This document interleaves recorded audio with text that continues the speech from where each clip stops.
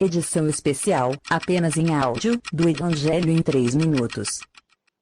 Eu gostaria de voltar a alguns pontos do capítulo 1, que eu creio que são bem importantes a gente até repetir, para entender depois essa sequência que João traz aqui.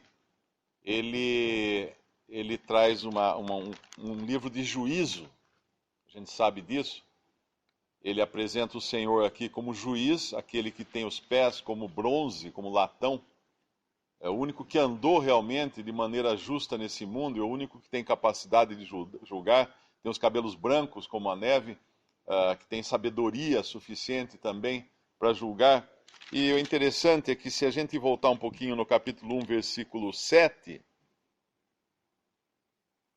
o apóstolo escreve: Eis que vem com as nuvens, e todo olho o verá, até os mesmos que o traspassaram, e todas as tribos da terra se lamentarão sobre ele. Isso aqui, na realidade, a gente está vendo que ele fala de juízo sobre todo olho, todas as tribos, até os mesmos que o traspassaram. Agora, onde fica então o crente, onde fica a igreja nisso? No capítulo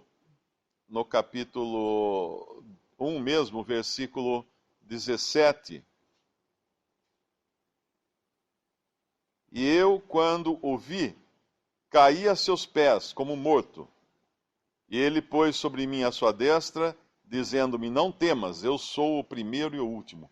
Ele se apresenta aqui como o Jeová, do Antigo Testamento, lá de Isaías, e a palavra que ele fala é: não temas. Porque se por um lado todas as tribos da terra e até os que o traspassaram, os judeus, vão se lamentar sobre ele, porque virá um juízo sobre a terra, para a igreja a palavra é: não temas. Por quê? Porque lá no capítulo 3, versículo 10, ele tem uma promessa que é de grande consolo. Como guardaste a palavra da minha paciência, também eu te guardarei da hora da tentação, ou da prova, ou da provação, ou da tribulação, que há de vir sobre todo o mundo, para tentar ou provar os que habitam na terra. Nessa ocasião, nós estaremos como igreja habitando nos céus. Então, a palavra para os da terra é realmente: temam, porque a coisa não vai ser fácil. Mas a palavra para aqueles que já têm a sua salvação assegurada é: não temas. É a palavra que ele fala aqui, que ele coloca a destra dele sobre João e fala: não temas, não temas. Essa é a posição do cristão. Mas ainda que seja um livro de juízo, é interessante notar um juízo para o mundo, né, que ele vai expor todos os juízos que vão ser lançados sobre a terra. É interessante notar que a igreja aparece aqui como um testemunho na terra. Por isso que nós temos os capítulos 2 e 3, que falam do período da igreja. E é importante entender isso porque lá em 1 Pedro, no capítulo 4 de 1 Pedro, versículo 17... Pedro escreve assim: porque já é tempo que comece o julgamento pela casa de Deus. E se primeiro começa por nós, qual será o fim daqueles que são desobedientes ao Evangelho de Deus? Então, do capítulo 2 em diante, a 2 e 3, ele vai falar desse julgamento que começa pela casa de Deus. E já havia começado no tempo dos apóstolos. Quando nós lemos aqui no capítulo 1 de Apocalipse, versículo 19, esta é a chave para nós entendermos todo o livro do Apocalipse. Escreve as coisas que tens visto, e as que são, e as que depois destas hão de acontecer. Então, se alguém quiser entender o livro do Apocalipse, precisa levar em consideração esta chave. As coisas que tem visto, quais são? Capítulo 1, versículo 9 ao versículo 20. Essas são as coisas que João viu. As coisas que são, que coisas são essas? Capítulo 2 e 3, que é o período da igreja, no qual período João estava incluído. E as coisas que depois destas vão acontecer, quais são? Capítulo 4, versículo 1, o próprio Espírito Santo revela aqui. Ele fala, começo do versículo 1 do capítulo 4 de Apocalipse: depois dessas coisas, olhei e eis que estava uma porta aberta no céu. A primeira voz, que como de trombeta ouvira falar comigo, disse: sobe aqui e mostrar-te-ei as coisas que depois destas devem acontecer. Então, quando nós entendemos essa chave, fica tudo muito mais simples. Sabemos que nós não passaremos do capítulo 4, ou melhor, nós terminaremos a era da igreja como um testemunho na terra no capítulo 3 de Apocalipse. Não entraremos como igreja na terra no capítulo 4, mas entraremos no capítulo 4 como quem está assistindo dos céus, como João estará aqui, né, no capítulo 4. Ele vê uma porta aberta no céu, ele sobe, e aí de lá ele vai assistir as coisas que vão acontecer aqui na terra. Duas coisas, antes de entrarmos também no capítulo 2 de Apocalipse. Ele explica aqui, depois de explicar essa ordem, essa divisão do livro em 3 partes principais, no capítulo 1, versículo 20, ele fala: o mistério das 7 estrelas que viste na minha destra e dos 7 castiçais de ouro. As 7 estrelas são os anjos das 7 igrejas, e os 7 castiçais que viste são as 7 igrejas. Existem muitas interpretações do que seriam esses 7 anjos. Alguns acham que dentro das denominações, falam, não, esse aí é o pastor da igreja, que é o anjo da igreja. Mas aqui é plural, né? A gente tem que entender que é plural.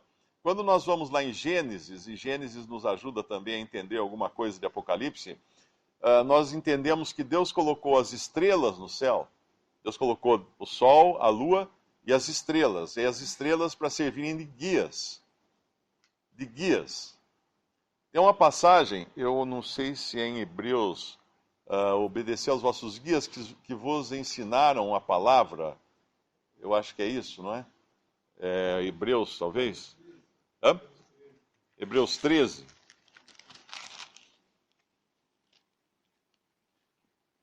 Isso, versículo 7. Tem algumas versões trazem pastores, mas no caso aqui são guias. Lembrai-vos dos vossos pastores ou dos vossos guias, que vos falaram a palavra de Deus, a fé dos quais imitai, atentando para a sua maneira de viver. Os guias, eu creio, particularmente, se algum irmão tiver uma outra ideia, eu particularmente creio que essas estrelas são os responsáveis pela Assembleia, aqueles que têm uma responsabilidade. E como que essa responsabilidade é exercida? Pelo ensino da palavra de Deus, pelo ministério dos dons relacionados à palavra de Deus, de ministério da palavra de Deus. Porque, na realidade, cabe a essa responsabilidade aos que ensinam, porque se eles ensinam errado, obviamente isso vai refletir no testemunho da casa de Deus. E essa é uma responsabilidade grande. E o que são os candeeiros? Os candeeiros são as assembleias. Ou a assembleia, né, os 7 castiçais do versículo 20. Porque ele próprio fala que os 7 castiçais que viste são as 7 igrejas. O que é um castiçal? Um castiçal é um porta-velas, né, um porta-luz, uma coisa que você põe em uma chama, um pavio, quando falta luz, quando está escuro. E é essa a condição no mundo em que a igreja foi formada. A igreja foi formada num mundo onde a luz, que é Cristo, tinha saído do mundo. O Senhor não estava mais aqui. Hoje nós estamos no mundo por Cristo. Hoje somos luz e sal nesse mundo. Então, o cristão e também a assembleia como um todo, ela tem que dar essa luz, emanar essa luz que vem de Cristo para o mundo. E aí, quando nós lemos as 7 cartas às 7 igrejas, eram efetivamente 7 cartas às 7 igrejas que existiam na época. Então, numa primeira instância, são 7 cartas às 7 igrejas que existiram nessas 7 cidades, que provavelmente estavam passando por particularidades também, e cada um nessas cidades poderia ler uma dessas cartas e falar: uau, isso aqui é com a gente, está falando conosco, aqui, nesse momento, lá no 1º século. Mas elas também representam, como é um livro profético, elas representam eras ou épocas do testemunho de Deus na terra, do castiçal de Deus na terra, dos castiçais de Deus na terra. E é isso que nós vamos entrar no capítulo 2. Por outro lado, ela também serve, como a palavra de Deus tem uma interpretação e muitas aplicações, elas servem também para serem aplicadas em situações específicas de cada assembleia, ou até mesmo na exortação de um crente ou de um cristão em particular. Mas aí nós entramos então no capítulo 2, na primeira assembleia, que é de Éfeso, e é interessante que, como a gente leu lá, que o juízo começa pela casa de Deus, e na carta de Éfeso isso é muito claro. Quando ele fala assim: isto diz, no metade do versículo 1, aquele que tem na sua destra as 7 estrelas, ou seja, ele estava no controle, aqui bem no princípio, né, nós estamos vendo, ele estava bem no controle daqueles que eram os guias na Assembleia. Nesse primeiro momento aqui, ainda não haviam sido introduzido o clero, má doutrina, uma série de coisas que vão aparecer nas outras igrejas, mas o Senhor estava bem no controle. E aqui ele fala que anda no meio dos 7 castiçais de ouro. Ou seja, ele passeia pelos 7 castiçais, verificando o quanto de luz cada um está emitindo aqui. O quanto que a igreja, como um testemunho na terra, estava realmente sendo uma representação dessa luz aqui na terra. E aí ele vai discorrer, então, cada particularidade de cada 7 épocas, que hoje, graças a Deus, né, nós podemos olhar para trás e identificar essas 7 épocas na história. Versículo citado, versículo 20, do capítulo 1. Nós vemos que, embora os anjos são responsáveis, né? Mas nós vemos que no final de cada carta é dito: quem tem ouvidos, ouça o que o Espírito, que é o Espírito Santo, né, diz às igrejas. Então é interessante que existe irmãos responsáveis, graças a Deus, né? Nós devemos dar graças a Deus que existem irmãos que sempre estão tomando a frente e procurando cuidar das coisas do Senhor na Assembleia. Isso é muito bom. Até a palavra recomenda, né? Reconhecei aqueles que trabalham entre vós. Então isso é bíblico, né? É um ministério reconhecido, não é um ministério instituído, ele é reconhecido. Mas nós vemos que toda a Assembleia é responsável. Então não é porque 2, 3 faz lá e deixa que eles fazem, e deixa que os irmãos resolvam isso. Nós vemos por que normalmente, né, existe a prática e a ordem bíblica, inclusive, de alguém que pede lugar à comunhão. Os irmãos procuram ver se está bem, como é que teu irmão está indo, né, o irmão ou a irmã, né? E por que é anunciado na Assembleia? Porque na verdade é a Assembleia que vai receber tal pessoa, né? Não são os irmãos ali, 2, 3 irmãos que acharam que está bom que vai receber, não é assim. É a Assembleia. Então, nós vemos que no final de todas as cartas permanece a mesma exortação: quem tem ouvidos, ouça o que o Espírito diz às igrejas. No caso um exemplo, né? No caso do ministério, falado. Falem 2 ou 3, e os outros julguem. Vamos ver esse versículo lá em 1 Coríntios 14. 1 Coríntios capítulo 14. Daqueles que falam, né? Palavra de Deus. 14, versículo 29. Tratando-se de profetas, falem apenas 2 ou 3, e os outros faz o quê? Julguem. Por quê? Porque a responsabilidade é de todos. Existem os 2 ou 3? Sim, existe. Mas os outros julgam. Isso é uma exortação, né, de ambos os lados, né? Daquele que fala e daquele que ouve. Então nós vemos que os anjos são necessários, mas toda assembleia deve ouvir. Até inclusive ali, continuando no Coríntios 14, ele fala que isso fosse feito sucessivamente, falar, né? E daí ele fala, porque todos podereis profetizar. Ali ele não está falando de uma democracia. Está escrito aqui, ó, tá vendo um versículo aí, no nosso capítulo 14, está escrito lá, ó, porque todos podereis profetizar. Né? Deixa eu pegar o versículo aqui que fechei. Versículo 31. Porque todos podereis profetizar, um após o outro, para todos aprenderem e serem consolados. Está aqui, ó, porque todos. Eu posso falar, viu? Está aqui, ó. Não é isso que ele está falando. Não é direito, não é democracia.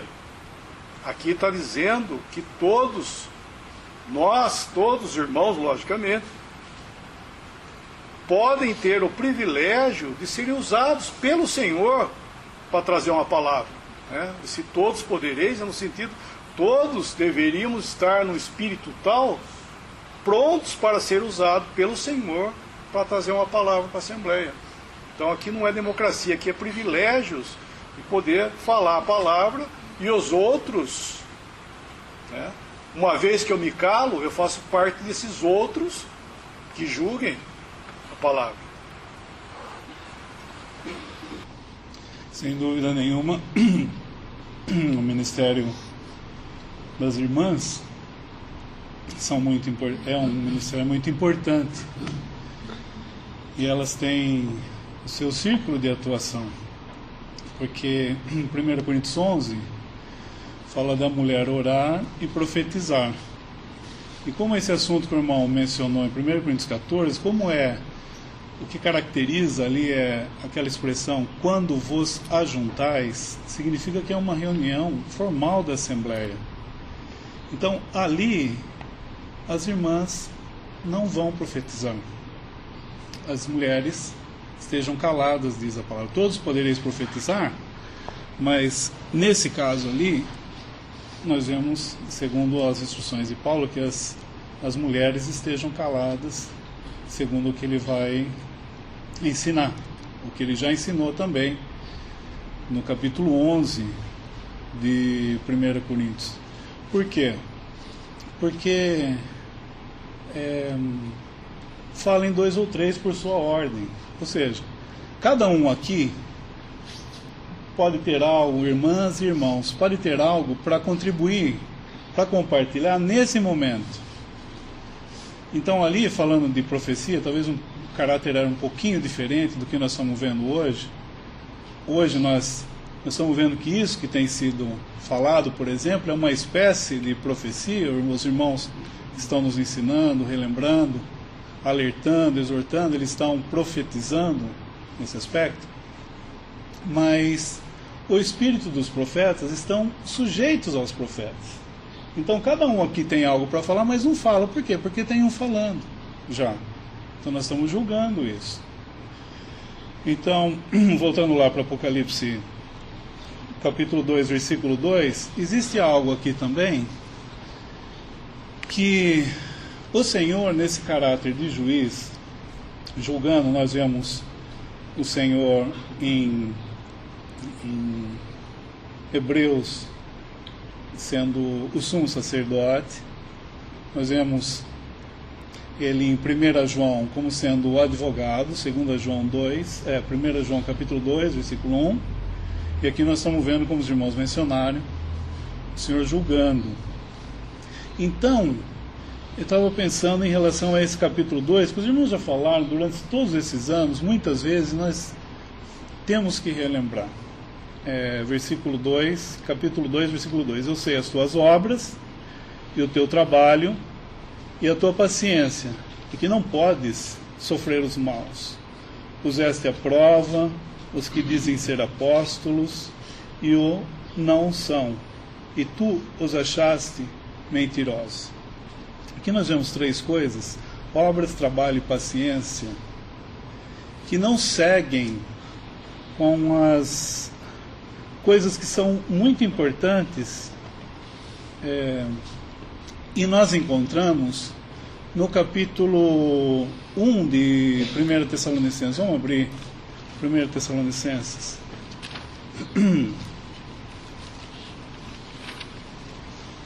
Capítulo 1, versículo 3. 1 Tessalonicenses 1, 3.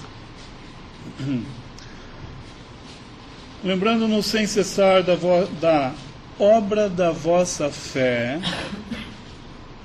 do trabalho da caridade ou do amor, e da paciência da esperança em nosso Senhor Jesus Cristo, diante de Deus nosso Pai. Estas três coisas, fé, amor e esperança, obra da vossa fé, trabalho da vossa caridade ou amor, e da paciência, da esperança, nós não estamos vendo mais no capítulo 2. Voltando lá para Apocalipse 2, nós só estamos lendo aqui, eu sei, capítulo 2, 2, Apocalipse, eu sei as tuas obras. Onde estava a fé? Não era resultado de fé que as obras estavam sendo feitas. Existiam as obras. Estou pensando, segurando aí, em Hebreus 4, versículo 13.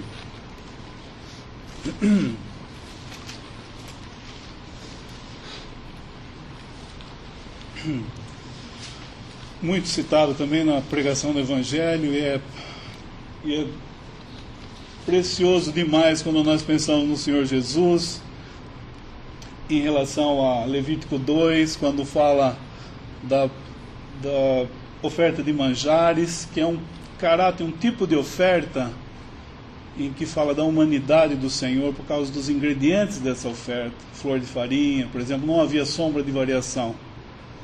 Então Deus, conhecendo tanto o interior como o exterior, podia falar: esse é meu filho amado, em quem me comprazo. E eu gosto sempre de aplicar esse versículo ao Senhor Jesus, porque Deus sabia os motivos que levavam esse homem, com H maiúsculo, o Senhor Jesus, a fazer ou não algo. Deus sabia os motivos, não somente as obras que o Senhor Jesus fazia, mas sabia os motivos que levavam o Senhor Jesus a fazer ou não algo. E a comida do Senhor Jesus era fazer a vontade daquele que tinha enviado. Então o gozo de Deus vendo aquele homem, não somente, por assim dizer, a arca, né? Ouro por fora e ouro por dentro, não somente exteriormente um homem segundo os pensamentos de Deus, mas interiormente, como nós vemos em certas partes do capítulo 1 também de Levítico, quando está falando de outra oferta, que é o holocausto. Ele tinha que ser esfolado, e depois as fressuras, né, eram queimadas também, e tudo isso subia como um aroma suave a Deus. As fressuras são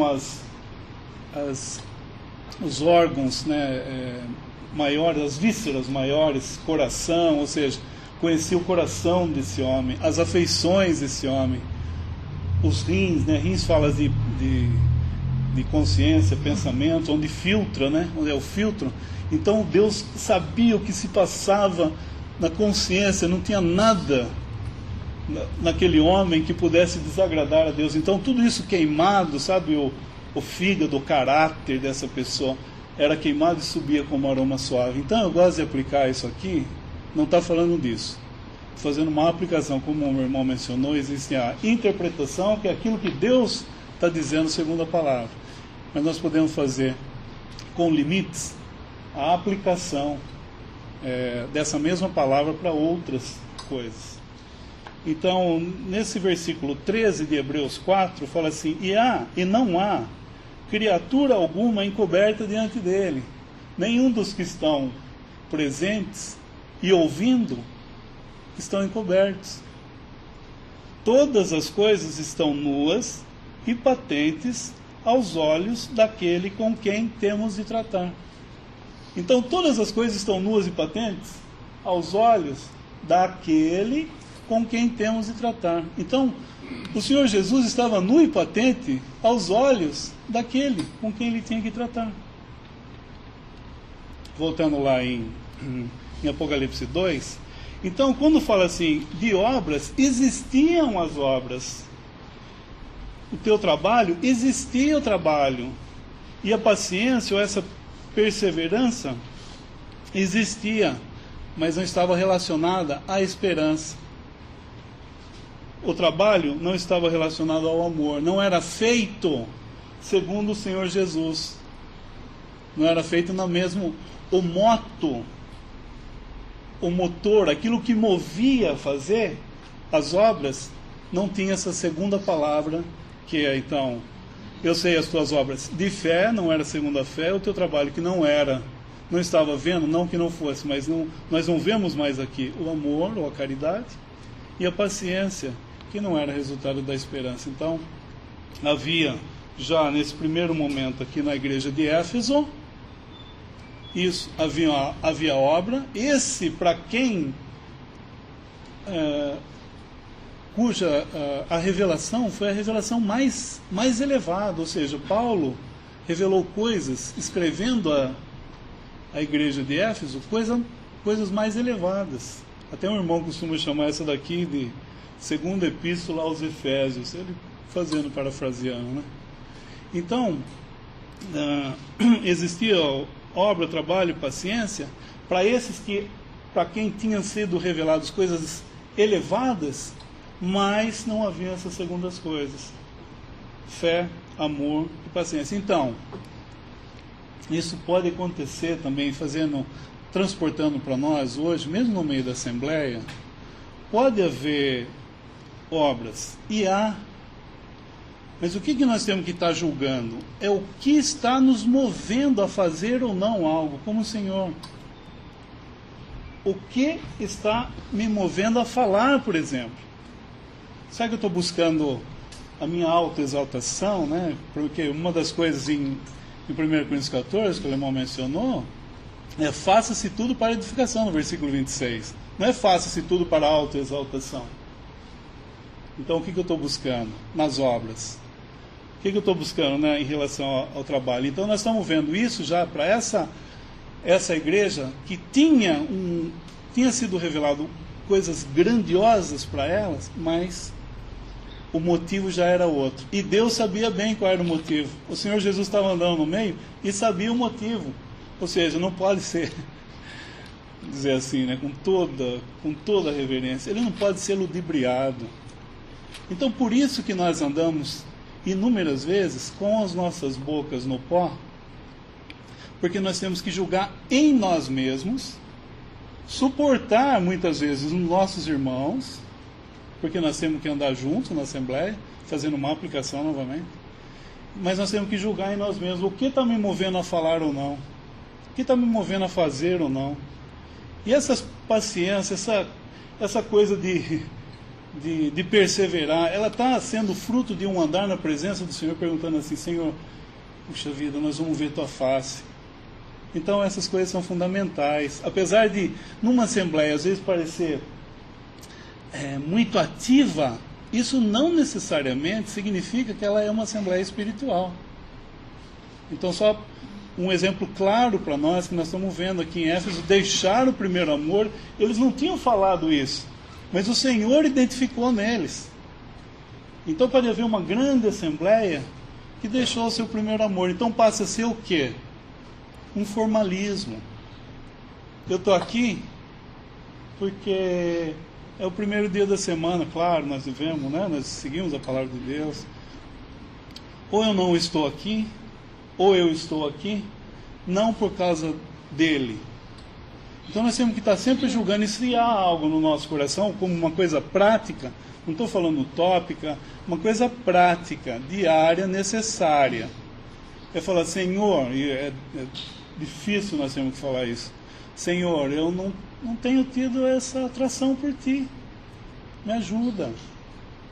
É não tentar resolver no poder do braço, tentando aparentar diante dos irmãos, para parecer aquilo que eu não sou, uma coisa que nós gostamos de fazer. Nós temos que julgar isso, repito, mas é uma coisa que nós podemos falar, Senhor, ajuda, e Ele vai nos ajudar, porque Ele nos ama, e mais do que os irmãos, mais do que os nossos familiares, Ele nos ama muito mais, então Ele sabe. Então, voltando para finalizar esse pensamento, essas obras existiam, o trabalho e essa paciência, mas o motivo não era um motivo segundo os pensamentos de Deus. E isso, olhando para eles, nós podemos julgar enquanto assembleia e enquanto indivíduos também, como cristãos. Interessante que esse sentimento que aflige aqui a igreja que nós estamos lendo não é novo, porque em Jeremias, no capítulo 2, eu vou ler: e veio a mim a palavra do Senhor dizendo, vai, clama aos ouvidos de Jerusalém, dizendo, assim diz o Senhor, lembro-me de ti, da beneficência da tua mocidade e do amor dos teus desposórios, quando andavas após mim no deserto, numa terra que não semeava. E depois, porventura, esquece-se a virgem dos seus enfeites, ou a esposa dos seus véus? Todavia o meu povo se esqueceu de mim por inumeráveis dias. Então nós vemos interessante que a primeira igreja mencionada no livro que nós estamos lendo, de Apocalipse, é a primeira falada que havia deixado o primeiro amor. Então nós vemos, às vezes, como o tempo ou as pessoas, nossos próprios irmãos, porque nós também somos responsáveis por animar uns aos outros, encorajar uns aos outros. E nos dá medo e temor isso. Às vezes nós ouvimos falar de que as pessoas, que os irmãos estão tendo dificuldades, problemas, mas nós vemos que, no entanto, também eles pouco procuram buscar o Senhor.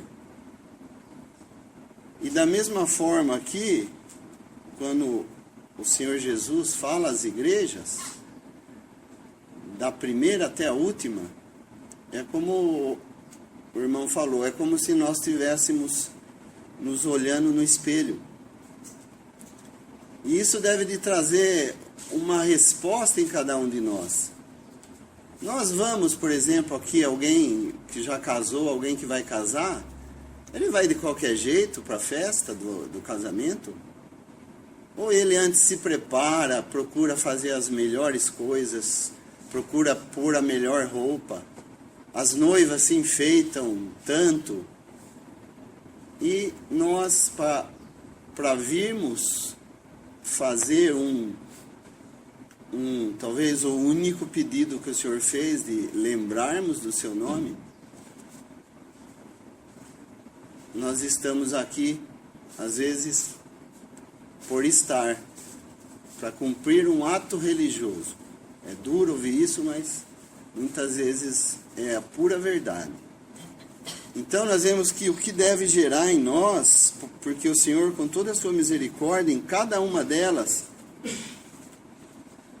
elogia o que tem que ser elogiado e mostra o que deve ser corrigido, e no final oferece uma bênção, uma recompensa.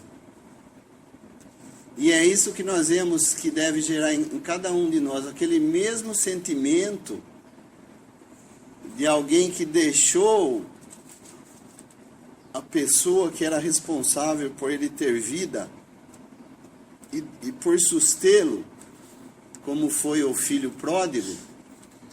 Ele tem que se achar naquele ponto de falar: eu não faço nada certo, eu não posso fazer nada para Deus, eu tenho que voltar e buscar a dependência dele.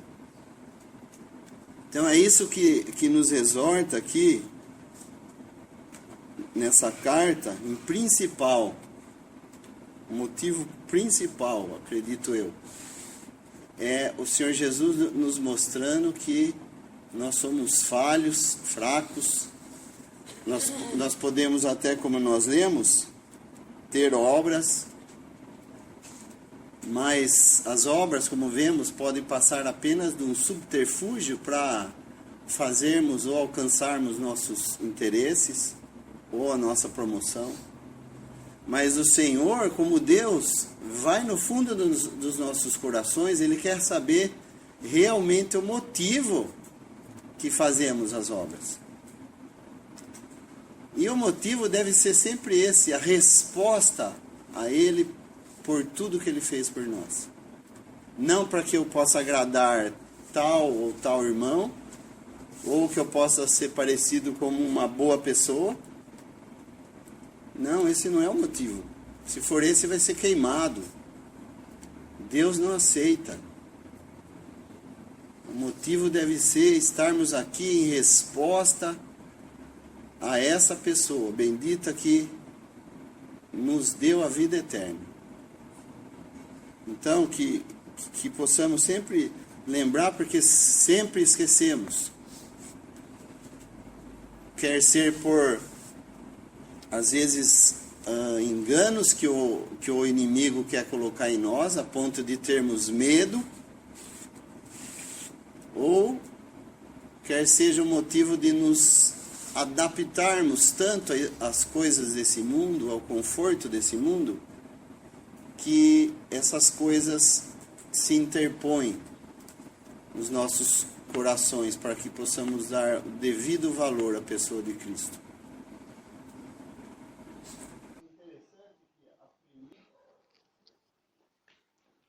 Ao longo desse livro que nós estamos estudando, nós vamos ver um declínio, porque o Senhor começa andando no meio dos 7 castiçais de ouro, que são as assembleias, no versículo 1, e termina batendo a porta no capítulo 3, versículo 20, ou seja, ele está fora. Então vai haver um declínio ao longo do tempo do testemunho de Deus na terra.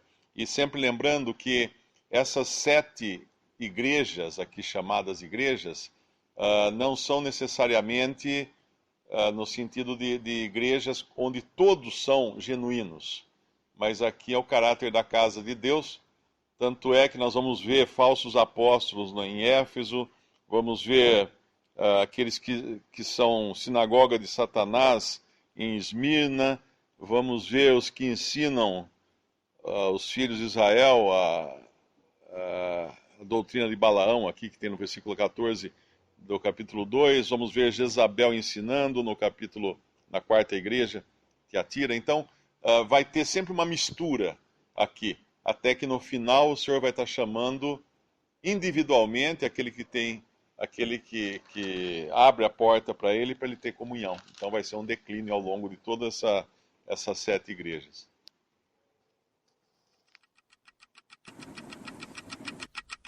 Visite 3minutos.net. Dúvidas? Visite respondi.com.br. Adquira os livros ou baixe o e-book. Também para Android e iPhone.